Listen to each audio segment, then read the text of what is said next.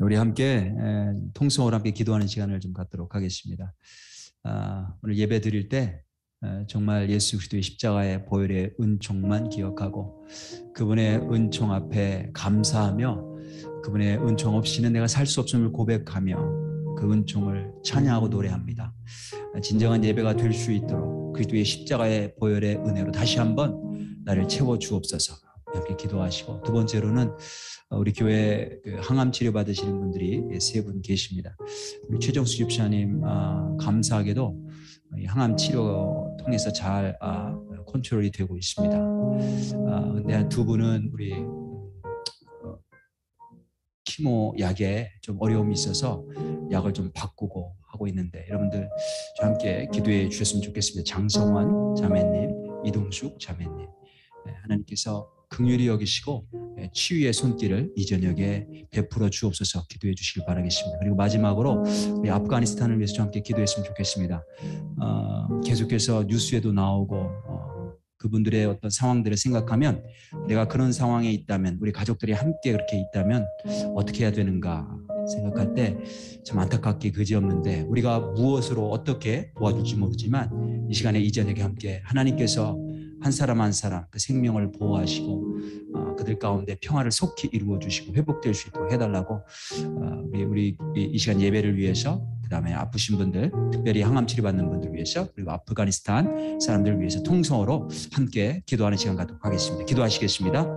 하나님 아버지 감사합니다. 오늘 하나님께서 이 저녁에 우리를 불러주시고 함께 기도하면서 하나님 주님 앞에 나가게 하시니 감사합니다. 우리가 예배드리러 모였는데 하나님 다시 한번 예수 그리스도의 십자가에 우리의 눈을 집중하며 초점 맞추며 그분의 은혜와 은총 앞에 무릎 꿇기를 원합니다. 그분의 하나님 십자가 은총이 아니면 하나님 우리가 살 수 없고 우리의 죄가 하나님 씻음받을 수 없고 하나님의 자녀가 될 수 없었음을 고백합니다. 하나님 십자가의 은총, 그 보혈의 놀라운 능력과 그 은혜를 다시 한번 감사하고 고백하며 나아가오니 우리의 예배가 하나님 십자가의 은총에 대한 감사와 그 찬양으로 채워진 예배가 될 수 있도록 인도하여 주시옵소서. 하나님 이 시간에 또한 기도할 때에 사랑하는 형제 자매들을 놓고 함께 기도합니다. 하나님 항암 치료를 받으며 여러 가지 하나님의 은혜를 구하며 하나님 아버지 하루하루 살아나가는 사랑하는 그런 하나님 당신의 자녀들이 있습니다. 이 시간에 하나님 긍휼히 여기시고 불쌍히 여겨주시고 그 모든 치료받는 가운데 두려움이 없도록 인도하시고 하나님께서 평강의 평강으로 인도하여 주시고 채워주시고 하나님 만져주시고 하나님 회복시켜 주시기를 원합니다. 최정숙 집사님 하나님께서 손으로 만져주시고 지금까지 잘 붙잡고 계시니 감사합니다. 손길 낫게 하시고 하나님께 영광 돌리게 하여 주옵소서. 우리 장성원 자매님과 이동숙 자매님 하나님 아버지 키모 약이 맞지 않아서 또 약을 바꿔야 된다고 합니다. 하나님 마음에 하나님 주님 하나님 낙심치 않도록 인도하여 주시고 하나님 아버지 주께서 주시는 담대함과 평안함으로 채워주시고 하나님 치유의 손으로 하나님 만져주셔서 깨끗이 나음받을 수 있도록 인도하시고 남은 인생이 하나님께 영광 돌리며 주님을 찬양하는 인생 될 수 있도록 하나님 축복하여 주옵소서. 아프가니스탄을 위해서 기도합니다. 수없이 많은 사람들이 난민이 되어 또 하나님 정부가 바뀌면서 하나님 많은 사람들이 숙청되어지며 여러 가지 불안과 하나님 아버지 두려움과 폭력 속에 계십니다. 그 상황 하나님 복잡하고 혼란스러운 상황 하나님 아버지 주님 어떻게 그 사람들이 그런 것들을 하나님 아버지 주님 감당하게 될지 알지 못하지만 하나님 긍휼히 여겨주시고 불쌍히 여겨주시고 주님의 방법으로 속히 하나님 평화가 회복되어질 수 있도록 인도하시고 안전하게 주께서 보호하시고 구원할 사람 구원하여 주시기를 원합니다. 우리가 어떤 무엇을 해야 될지도 알려주시고 서로 연결시켜 주십시오. 하나님 아버지 이 시간에 주의 성령님의 임재를 구합니다. 예배 시작부터 마지막까지 하나님이 인도하시고 하나님 홀로 영광 받으시고 주님 안에서 하나가 되고 기뻐하며 주님의 은총을 노래하는 당신의 자녀들의 그런 예배가 될 수 있도록 축복해 주옵소서. 예수님의 이름으로 기도드렸습니다. 아멘. 우리 함께 오늘 은혜 받으실 말씀은 사사기 7장입니다. 사사기 7장 1절부터 함께 말씀 보도록 하겠습니다. 사사기 7장 1절부터 우리 9절까지 말씀 보겠습니다. 사사기 7장 1절부터 9절까지 말씀.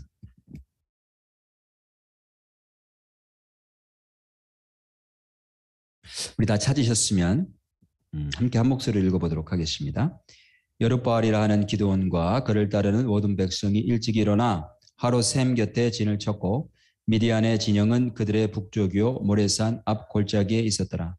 여호와께서 기드온에게 이르시되 너를 따르는 백성이 너무 많은즉 내가 그들의 손에 미디안 사람을 넘겨주지 아니하리니 이는 이스라엘이 나를 거슬러 스스로 자랑하기를 내 손이 나를 구원하였다 할까 함이니라. 이제 너는 백성의 귀에 외쳐 이르기를 누구든지 두려워 떠는 자는 길르앗산을 떠나 돌아가라 하라 하시니 이에 돌아간 백성이 22,000명이요 남은 자가 10,000명이었더라. 여호와께서 또 기드온에게 이르시되 백성이 아직도 많으니 그들을 인도하여 물가로 내려가라. 거기서 내가 너를 위하여 그들을 시험하리라. 내가 누구를 가리켜 네게 이르기를 이 사람이 너와 함께 가리라 하면 그는 너와 함께 갈 것이요 내가 누구를 가리켜 네게 이르기를 이 사람은 너와 함께 가지 말 것이니라 하면 그는 가지 말 것이니라 하신지라. 이에 백성을 인도하여 물가에 내려가매 여호와께서 기드온에게 이르시되 누구든지 개가 핥는 것 같이 혀로 물을 핥는 자들을 너는 따로 세우고 또 누구든지 무릎을 꿇고 마시는 자들도 그와 같이 하라 하시더니 손으로 움켜 입에 대고 핥는 자의 수는 300명이요 그 외의 백성은 다 무릎을 꿇고 물을 마신지라.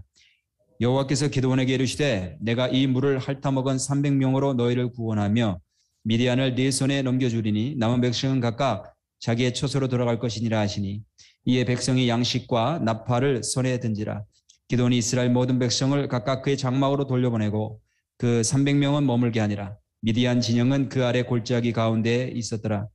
그 밤에 여호와께서 기드온에게 이르시되 일어나 진영으로 내려가라. 내가 그것을 네 손에 넘겨 주었느니라. 아멘. 오늘 사사기 1장 7장 1절부터 9절까지 말씀 가지고 너무 많아서 라고 하는 제목으로 말씀을 전하겠습니다. 너무 많아서. 초등학교 때 군자대로라고 하는 말을 배웠어요. 군자대로. 뜻이 뭐냐면 군자는 큰 길을 사용하며 걷는다는 거죠. 큰 길로 걷는다. 군자들은. 작은 길로 가지 않는다. 뭐 속에 숨은 뜻은 숨어서 남들 안 보는 데서 어떤 일을 도모하는 게 아니고 떳떳하게 행동한다는 거죠. 군자대로 밝은 대낮에 누가 봐도 떳떳한 삶을 산다라고 하는 뜻일 거예요. 근데 초등학교 때 이 말을 이제 배우고 군자대로 이제 학교를 마치고 집으로 돌아갈 때 원래 골목길로 가면 그게 지름길이거든요.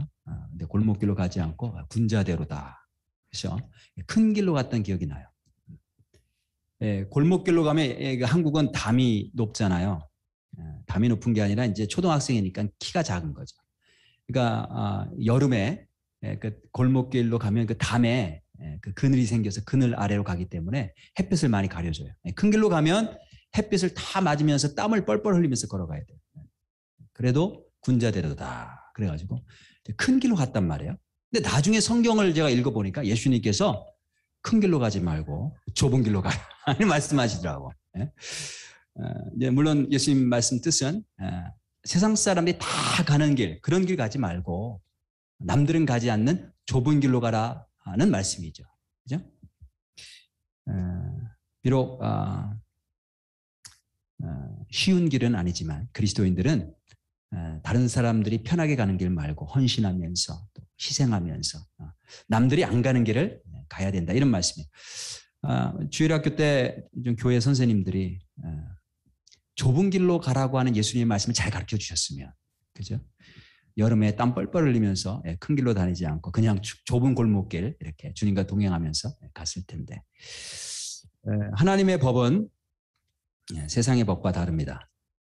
세상에서는 다른 사람에게 영향력이 있으려면 높은 사람이 되어야 된다고 가르쳐요. 큰 사람이 되어야 된다.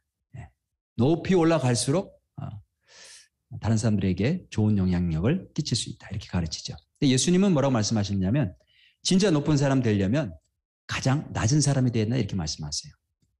그러니까 사회적으로 그 지위가 높으냐 낮으냐 그건 상관없이 정말 예수님의 마음을 품고 예수님의 자세로, 그죠? 겸손하고 헌신하는 모습이 있을 때 낮은 자리에서 그때 하나님께서 인정하신다는 거예요. 또 하나님의 법이 세상의 법과 다른 것 가운데 하나가 뭐냐면 많고 적음에 대한 기대입니다. 사람들은 많아야 행복하다고 생각해요. 많아야 행복하다. 또 많아야 무엇을 할 수 있다라고 생각을 해요. 근데 하나님 뭐라고 말씀하시냐면 우리가 너무 많아서 사용하실 수 없다라고 말하실 때가 있다는 거예요. 우리가 계속해서 기도원 이야기 가지고 말씀을 나누고 있는데 이때는 이스라엘이 가장 약할 때입니다. 열심히 농사를 지어 놓으면 미디안 또 대적들이 와서 다 약탈해 가요. 그리고 지금 이 대적들이 다 한꺼번에 모여서 총공격하려고 하는 시점이에요. 이스라엘 백성들을. 그때 하나님께서 기도원을 선택하시고 성령을 부으시고 이스라엘 군대를 이끌게 하십니다.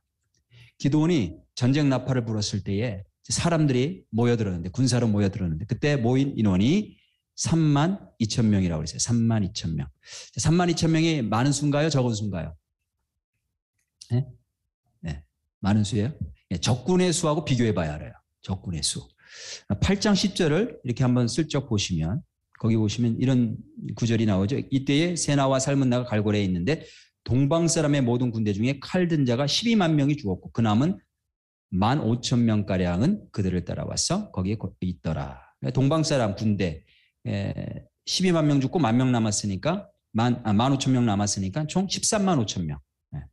동방 사람만 13만 5천 명. 근데 그때 대적들 가운데 동방 사람만 있었던 게 아니고 아말렉 사람들, 미디안 사람들 다 합치면 뭐 어마어마한 숫자죠. 이렇게 숫자를 기록한 이유는 뭐냐면 숫자를 비교해 보라고 기록하신 거예요. 이스라엘 군대는 3만 2천 명. 저쪽 대적들의 숫자는 동방 사람들만 13만 5천 명. 양쪽을 비교하니까 이스라엘 군사들이 많아요, 적어요? 적죠. 분명히 숫자적으로는 비교할 수 없을 만큼 너무나 적은 숫자예요. 13만 5천 명 대 3만 2천 명. 아마 모인 사람들 가운데는 야, 이 숫자 가지고 어떻게 이기냐. 걱정하는 사람들이 있었을 것 같아요. 왜냐하면 수가 많아야 이길 수 있다고 생각하기 때문에 그래요. 근데 하나님은 뭐라고 말씀하시면 2절에 보니까 여기서 기도원에게 이르시되 너를 따르는 백성이 너무 많은즉 내가 그들의 손에 미디안 사람을 넘겨주지 아니하리니 이는 이스라엘이 나를 거슬러 스스로 자랑하기를 내 손이 나를 구원하였다 할까 함이니라. 너무 많아서 그들로 하여금 이기게 하지 않게 하실 것이다 이렇게 말씀하셨어요. 왜냐하면 승리하게 한 다음에 이스라엘 백성들이 뭐라고 이야기할 거냐면 우리 힘으로 이겼다. 하나님이 이기게 하신 게 아니고 우리 힘으로 이겼다라고 할 것을 아시기 때문이라는 거예요. 사람은 무엇이든지 많아야 주의 일을 할 수 있다고 생각을 합니다. 내가 좀 시간적인 여유가 있어야 신앙생활을 잘 할 수 있다고 말씀하시는 분들이 많이 있어요. 시간도 있어야 되고 돈도 있어야 되고 사람도 좀 있어야 되고 재능도 있어야 돼요. 나는 재능이 아무것도 없어서 일을 못한다고 말씀하시는 분들 있죠. 능력이 좀 있어야 되고 그래야 뭔가 좀 있어야 주님께서 기뻐하시는 일을 할 수 있다고 생각을 해요. 그런데 하나님의 응답은 뭐라고 말씀하시냐면 우리가 너무 많아서 사용을 못 하시겠다는 거예요. 내 삶에 하나님께서 어떤 기적을 일으키셔도 내가 했다라고 할 게 틀림없으니까.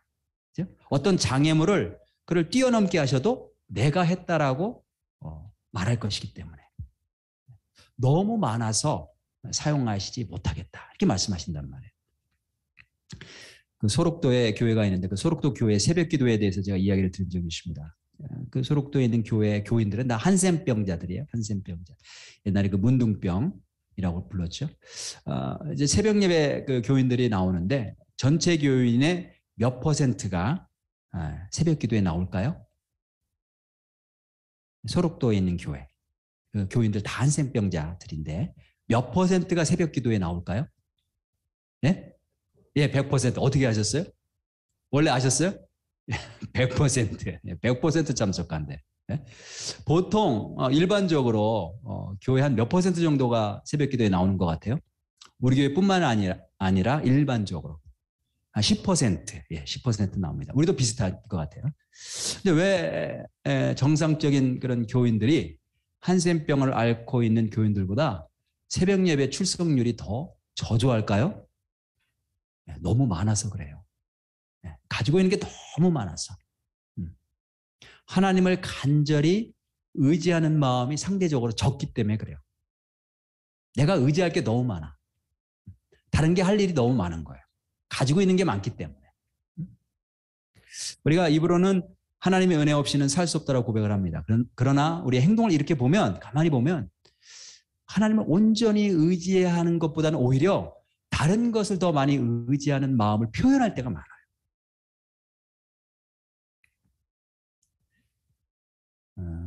혹시 오랫동안 이렇게 기도하고 있는데 왜 하나님 이걸 잘 안 도와주시지? 왜 응답 안 하시지? 이렇게 느끼는 일이 혹시 있나요? 어쩌면 하나님 보시기에 내가 너무 많아서 역사하시지 못할 수도 있다라고 하는 거.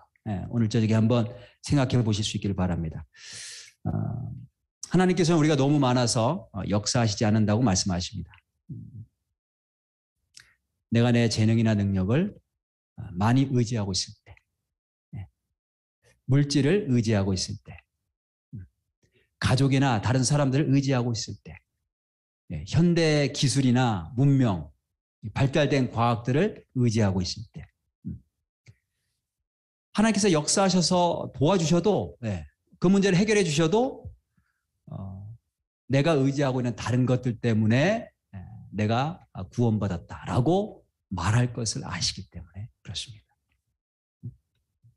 그래서 이스라엘 백성들 너무 많아서 하나님이 이기게 하실 수 없다고 말씀하세요. 그래서 이스라엘 백성들이 전쟁에서 승리할 수 있는 방법은 오직 한 가지예요. 뭐냐면 숫자를 줄이는 거예요. 숫자. 그래서 하나님께서 이스라엘의 그 군사들의 숫자를 줄이시는데 두 단계에 걸쳐서 줄이십니다. 32,000명에서 첫 단계를 걸쳐 10,000명으로 줄이시고, 그 다음에 두 번째 테스트 하셔서 300명으로 줄이시고. 아니 3만 명이 다 싸워도 32,000명이 다 싸워도 13만 5천 명 앞에는 이게 사실 게임이 안 되는데 300명 가지고 13만 5천 명과 싸운다. 적군 앞에서 볼 때는 이 이스라엘 군대의 숫자가 사실은 아무것도 아닌 거죠. nothing과 같아요. nothing. 근데 이들이 300명이 되었을 때 비로소 하나님 보실 때 이길 준비가 됐다는 거예요. 다른 말로 말하면 그들이 nothing이 되었을 때에 그때 비로소 하나님의 역사가 그들을 통해서 나타나게 됩니다. 하나님의 영광이 언제 나타나는가? 우리의 문제가 해결되는 것 자체가 문제가 아니고 그 문제가 해결될 때 하나님께서 드러나신 때가 언제냐면 내가 nothing일 때 그리고 하나님이 everything일 때 그때 하나님이 역사하시고 진짜 하나님만 영광 받으신다는 거죠. 자, 그래서 하나님께서 두 단계를 통해서 두 가지 테스트를 통해서 이 백성들을 줄이시는데 그 테스트가 어떤 것인지 한번 살펴보려고 해요. 이 테스트를 거치면서 비로소 이스라엘 군대가 하나님이 쓰실 만한 모양새를 갖추게 됩니다. 그럼 우리에게 적용해 보면 하나님 믿는 사람들도 이 두 가지 테스트를 거칠 때 비로소 통과한 사람들이 하나님이 쓰실 만한 사람이 된다는 거예요. 그리고 이 사람들을 통해서 하나님 영광 받으신다는 거죠. 그리고 이 사람들은 다른 것을 의지하는 게 아니고 하나님만 의지하고 그래서 하나님이 하셨다라고 고백한다는 거예요. 자, 어떤 테스트인가? 첫 번째는 두려움에 대한 테스트였어요. 첫 번째 테스트는 두려움. 뭐라고 말씀하시냐면 3절 보겠습니다. 이제 너는 백성의 귀에 외쳐 이르기를 누구든지 두려워 떠는 자는 길라산을 떠나 돌아가라 하라 하시니 이에 돌아간 백성이 22,000명이요 남은 자가 10,000명이었더라. 3분의 2 이상이 돌아갔습니다. 두려워 누구나 다 두려워하겠죠. 근데 두려워서 떠는 사람들이 있어요. 그래서 떠는 사람들은 집으로 돌아가겠어요. 하나님보다 자기 자신을 더 많이 의지하는 사람 또 다른 것을 더 많이 의지하는 사람의 특징이 두 가지가 있습니다. 하나는 뭐냐면 자기를 높여요. 자기를 높입니다. 일이 잘 됐을 때. 그 다음에 한편으로 두려워합니다. 이게 서로 다른 것 같은데 동전의 양면과 같아요. 잘 되면 자기를 높이고 어려운 일 앞에서는 두려워하고 2절을 보면 다시 한번 2절을 보시면요. 이렇게 말씀하세요. 여호와께서 기드온에게 이르시되 너를 따르는 백성이 너무 많은즉 내가 그들의 손에 미디안을 넘겨주지 아니하리니 이유가 이는 이스라엘이 나를 거슬려 스스로 자랑하기 스스로 높이는 거죠. 내 손이 나를 구원하였다 할까 하미나 스스로 높이는 사람 때문에 승리를 못 주겠다는 거예요. 근데 3절, 그래서 사람을 줄이는데 어떤 사람이냐? 두려워 떠는 사람을 집으로 돌려보내십니다. 그러니까 이 두 가지가 서로 다른 게 아니라 근본은 같다는 거예요. 자기를 높이는 사람과 일이 잘 됐을 때, 그 다음에 어려운 일 앞에 두려워서 떠는 사람과 근본이 같다. 두려워한다는 게 뭐냐면, 왜 두려워하냐면 내 힘으로 하려다가 안 될 것 같은 겁이 나는 거거든요. 바로 그런 사람이 뭘 해내면 내가 해냈다라고 의식하게 되는 거예요. 그래서 자기를 높이는 사람과 두려워서 떠는 사람이 사실은 같은, 그 근본이 같다라고 하는 것을 말씀하고 있어요. 그래서 하나님 앞에 합당한 사람인지 판단할 때에 거쳐야 될 첫 번째 테스트가 뭐냐면 두려움이에요. 두려움. 우리가 하나님만 의지하는 진짜 참 그리스도인이 되려면 먼저 두려움의 문제를 해결해야 돼요. 그 제너럴 일렉트릭 컴퍼니의 이전 CEO였던, 전에 CEO였던 잭 웰치라고 하는 분이 이렇게 말했다고 해요. 뭔가를 경영하는 사람들은 집에 가서 늘 똑같은 두려움과 마주하게 된다. 뭔가를 경영하는 사람들은 집에 가서 늘 똑같은 두려움과 마주하게 된다. 무슨 말이냐면 세상에 두려움이 없는 사람은 없다는 거예요. 어떤 두려움과 마주하게 되냐면 내가 이 회사를 망치는 것은 아닐까. 저는 굉장히 큰 공감이 됐어요. 저도 똑같은 두려움이 있습니다. 내가 우리 교회를 망치는 것은 아닐까. 위대한 장군이자 지도자였던 여호수아도 가나안 땅에 들어가기 전에 두려움이 있었어요. 그래서 여호수아서 1장에 보면 하나님께서 여호수아에게 이렇게 말씀하시는 것으로 시작을 해요. 너는 마음을 강하게 하라, 담대히 하라, 두려워하지 말라 라고 말씀하세요. 여호수아가 두려워하지 않았다면 하나님께서 그렇게 말씀하신 리가 없죠. 두려워했다는 거예요. 누구나 다 두려움은 있어요. 그런데 문제는 뭐냐면 그 두려움을 어떻게 해결하느냐는 거죠. 그래서 하나님의 일을, 주님의 일을 감당하는 사람들은 두려움이 왔을 때 그 두려움을 다루는 방법이 다르다는 거예요. 첫 번째 테스트를 통과하려면 두려움의 문제를 먼저 해결해야 되습니다. 어떻게 해결해야 되느냐? 두려운 상황이 올 때 나의 시각을 내가 두려워하는 대상에다 놓는 것이 아니고 하나님께로 나의 시각을 옮기고 하나님의 약속의 말씀을 붙잡는 거죠. 하나님이 이기게 하시겠다고 말씀하셨으니까. 그래서 나의 시각의 초점을 나의 연약함에 두는 게 아니고 하나님의 전능하심으로 옮겨놓는 거예요. 내 힘으로는 안 되지만 하나님이 함께 하시면 하실 수 있어. 하나님이 나와 함께 하셔. 나와 함께 하신다고 약속하셨어. 그렇게 하나님의 약속의 말씀을 붙잡고 하나님께 초점을 맞추는 거죠. 그게 믿음이에요. 시각을 두려운 상황에서 전능하신 하나님께로, 신실하신 하나님 아버지께로 옮기는 것. 그게 믿음인 줄로 믿습니다. 그래서 우리가 하나님께 모든 것을 맡기고 순종할 때 하나님이 세우세요. 하나님이 역사하세요. 그런 사람들이 일이 되었을 때 자기를 높이지 않고 하나님을 높이게 될 줄로 믿습니다. 자, 그 다음에 두 번째, 숫자를 더 줄이시기 위해서 하나님께서 이제 두 번째 테스트를 하시는데, 어떤 테스트를 하시냐면 시냇가로 데려가서 물을 마시게 하십니다. 두 종류의 사람들이 있었어요. 하나는 무릎을 꿇고 물을 마시는 사람. 또 한 사람은 손으로 물을 떠서 핥아먹는 사람. 뭐처럼요? 개처럼. 개처럼 핥아먹는 사람. 누가 합격생일까? 우리 처음에 잘 모르죠? 근데 하나님께서 판단하시고 결정하시는데 무릎을 꿇고 물을 마신 사람 다 집으로 돌려보내라. 근데 손으로 물을 움켜서 개처럼 핥는 사람, 그 사람들 데리고 하나님께서 싸우게 하시겠다는 거예요. 그래서 무릎을 꿇고 마셔서 집으로 돌아간 사람들은 9,700명. 대부분이 다 돌아가고 손으로 떠서 개처럼 물을 혀로 핥아 먹은 사람들 300명. 그 사람들만 데리고 하나님께서 역사를 이루십니다. 무슨 차이가 있을까요? 무릎을 꿇고 마시는 자세는 갑작스러운 상황이 닥쳤을 때, 적들이 숨어있다 공격할 때 즉각적으로 반응할 수가 없어요. 반면에 손으로 물을 담아서 혀로 핥고 눈은 사방을 주시하는 사람. 위급한 상황이 닥칠 때 금방 민첩하게 행동할 수가 있죠. 그래서 하나님께서 이 두 가지 시험을 통해서 정의 부대를 뽑는데 그 시험은 어떤 사람이냐면 어떤 시험인가 하면 체력 측정도 아니고 그다음에 뭐 두 사람끼리 대련해서 이기는 사람 뽑은 것도 아니고 물 먹는 폼이었어요. 물 먹는 폼. 물 마시는 폼. 아주 사소하고 일상적인 그러한 모습 속에서 하나님께서 사람을 가려내십니다. 그래서 최종 300명이 이 두 가지 테스트를 다 통과했어요. 두려움이 있었겠지만 하나님만 의지하는 사람. 두 번째, 물을 마시는 아주 사소한 상황에서라도 지금이 전쟁 중이라는 것을 잊지 않는 사람. 작은 일들 가운데서 비록 작은 일이지만 사소한 일이지만 영적인 싸움이 있어. 이걸 의식하는 사람이죠. 여기 개처럼이라는 말을 쓰는데 개는 그 유대인들에게는 굉장히 수치의 상징이에요.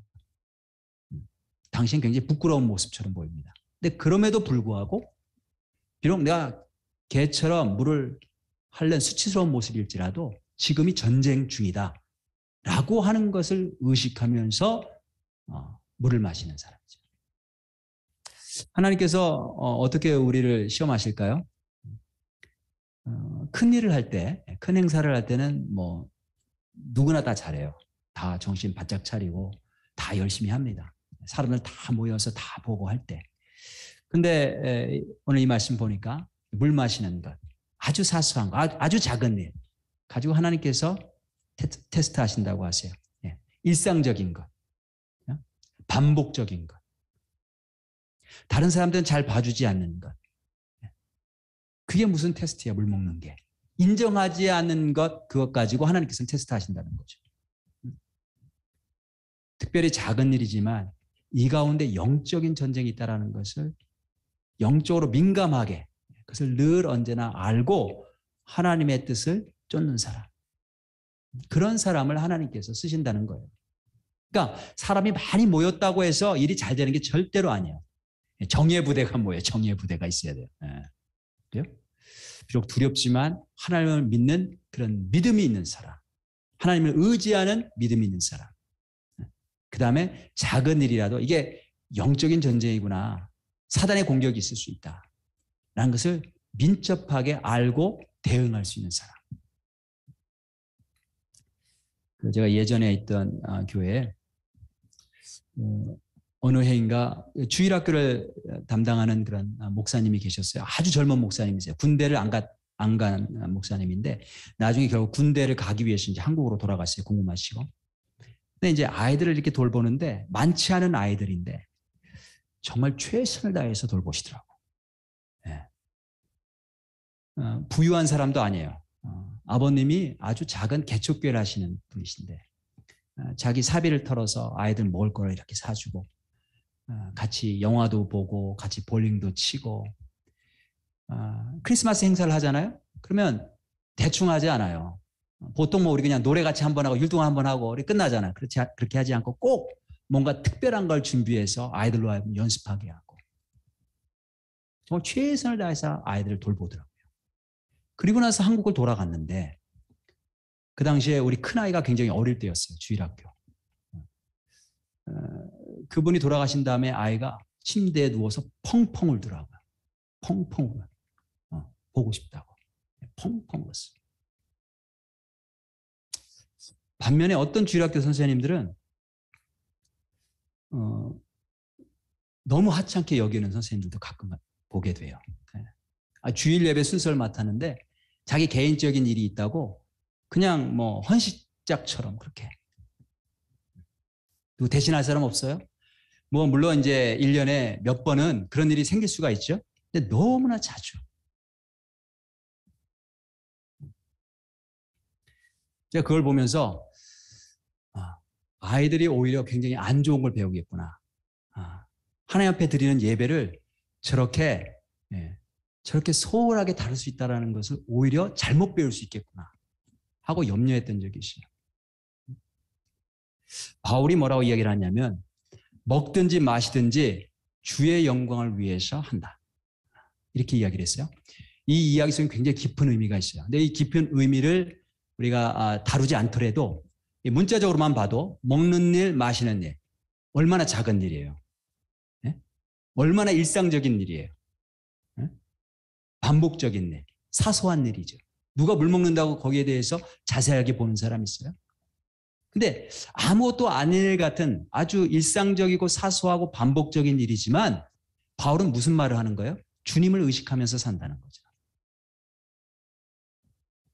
그래서 하나님을 정말로 의뢰하고 인정하며 사는 사람들은 작은 일에도 성실하게 합니다. 누가 보든 안 보든 상관없어요. 왜냐하면 사람은 안 봐도 하나님은 보시기 때문에.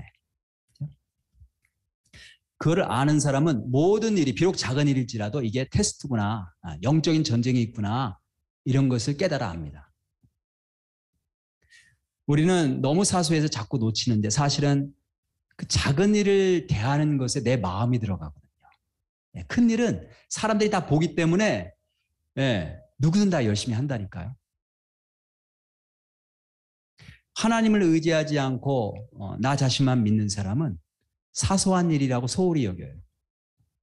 그런 사람은 큰 일을 만나면 반드시 내가 들어가야 되기 때문에 내가 인정받아야 되고 내가 높아져야 됩니다. 그런 사람은 결국 영적인 전쟁에서 패배하게 되고 자만과 교만으로 떨어지게 되어 있어요. 그래서 오늘 본문에 보니까 하나님께서 이스라엘의 정예 부대, 믿음의 사람들, 믿음의 용사들 뽑으시는데 작은 거 가지고 테스트하시더라 라는 것을 알 수가 있습니다. 그래서 진짜 영적인 전쟁은 작은 일에 있어요. 저와 여러분들이 작은 일에 함께 충성할 수 있기를 바랍니다. 하나님께서 뽑으시는 이 300명 안에 저와 여러분들이 주님의 은혜 가운데 들어가셔서 승리의 기쁨을 맛보시는 복된 성도님들 다 되실 수 있기를 주님의 이름으로 축복합니다. 자, 오늘 말씀 생각하면서 함께 찬양하고 기도하는 시간 갖도록 하겠습니다. 이곳에 생명샘 솟아나.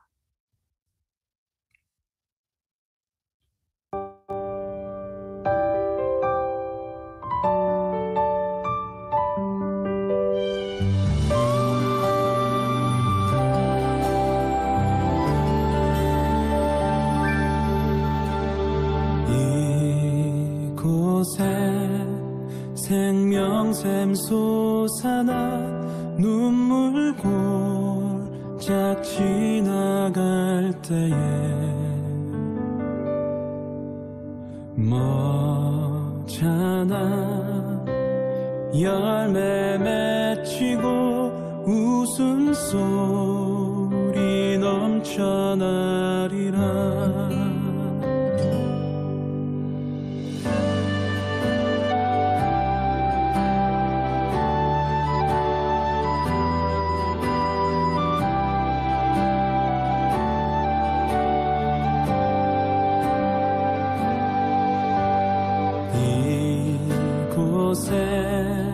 생명샘 솟아나 눈물 골짝 지나갈 때에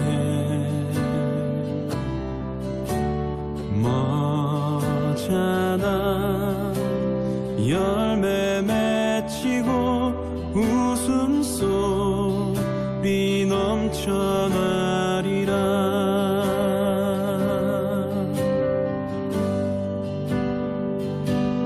꽃들도 구름도 바람도 넓은 바다도 찬양하라 찬양하라 예수를.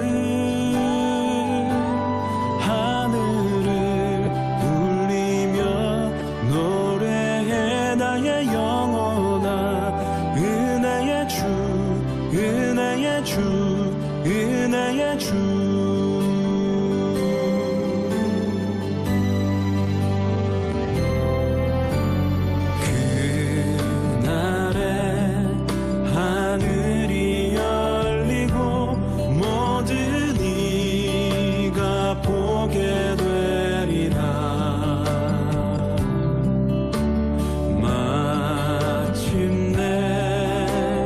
꽃들이 피고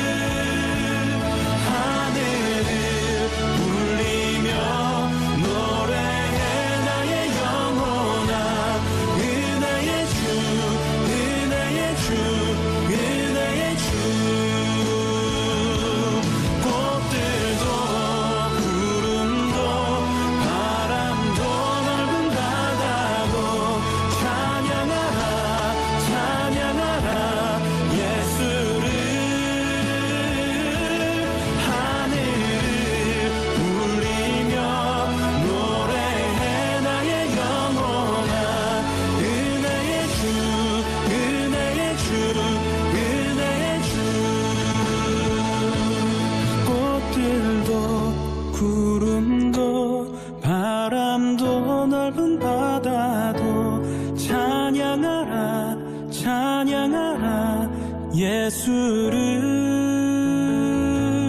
하늘을 울리며 노래해 나의 영혼아 은혜의 주 은혜의 주 은혜의 주 은혜의 주 은혜의 주 은혜의 주 은혜의 주 은혜의 주 예수.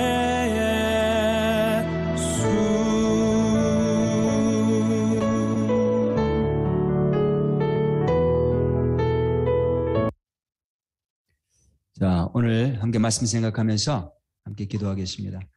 하나님이 왜 역사하시질 않는가? 너무 많아서, 우리가 의지하는 게 너무 많아서, 정말 하나님 없이는 내가 살 수 없다라고 하는 그 간절함, 진정한 믿음, 하나님이 역사하시는 그 믿음이 아직 없기 때문에 하나님이 역사하셔도 그것이 하나님의 역사인지 알지 못하고, 문제가 해결되어도 하나님께 영광을 온전히 돌리지 못하고, 내가 나를 높이거나 세상의 다른 것들 높이거나 그 영광을 다른 곳에 돌리기 때문이라고 하나님께서 말씀하십니다. 하나님이 보시는 눈은 틀림이 없습니다. 주님, 내 안에 정말 하나님만 온전히 의지하는 믿음으로 채워 주옵소서. 예수 그리스도의 십자가의 은총 없이는 내가 살 수 없음을 고백하게 도와주옵소서. 그것을 내 삶으로, 내 모습으로 표현하게 도와주시고, 주께서 두 가지 방법으로 테스트하실 때에 그 모든 테스트를 통과하는 믿음의 사람 되기를 원합니다. 하나님이 역사하시는 그런 인생 되기를 원합니다.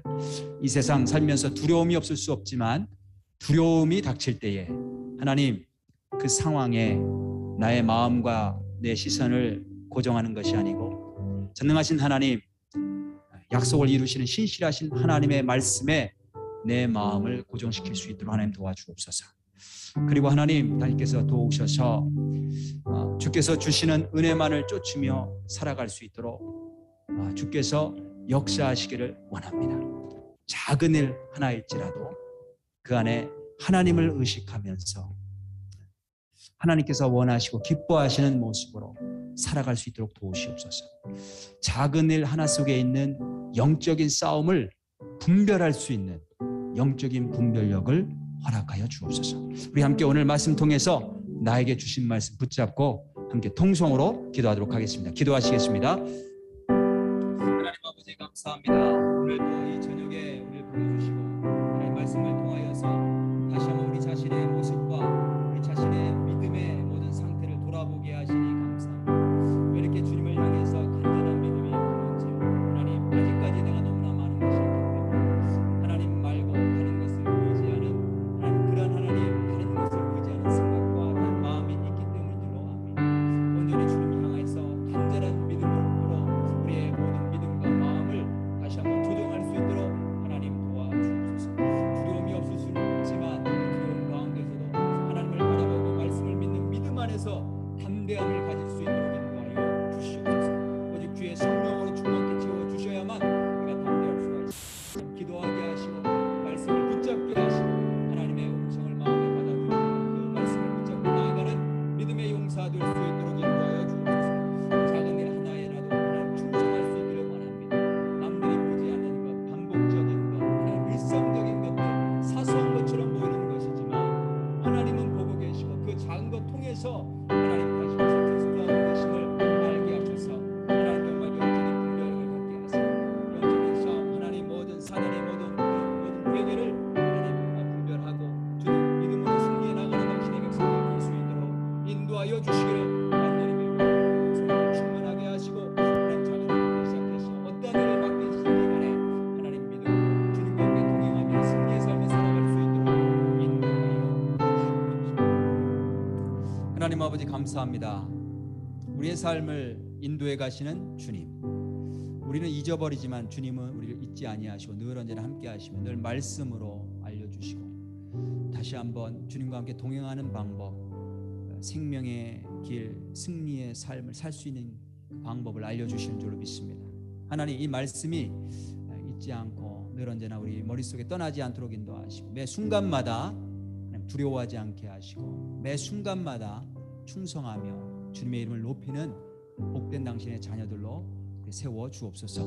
이제는 우주 예수 그리스도의 은혜와 하나님 아버지의 원하신 사랑과 성령의 감동 감화 역사 충만하심이 오늘 이 저녁에 주님께 나와서 주님께서 나의 왕 되시고 내 삶의 주권자 되심을 고백하며 다시 한번 내 모든 삶을 주께 의탁하고 의지하고 돌아가는 당신의 귀한 백성들 머리머리 위에 지금부터 영원까지 함께 하시기를 간절히 축원하옵나이다. 아멘.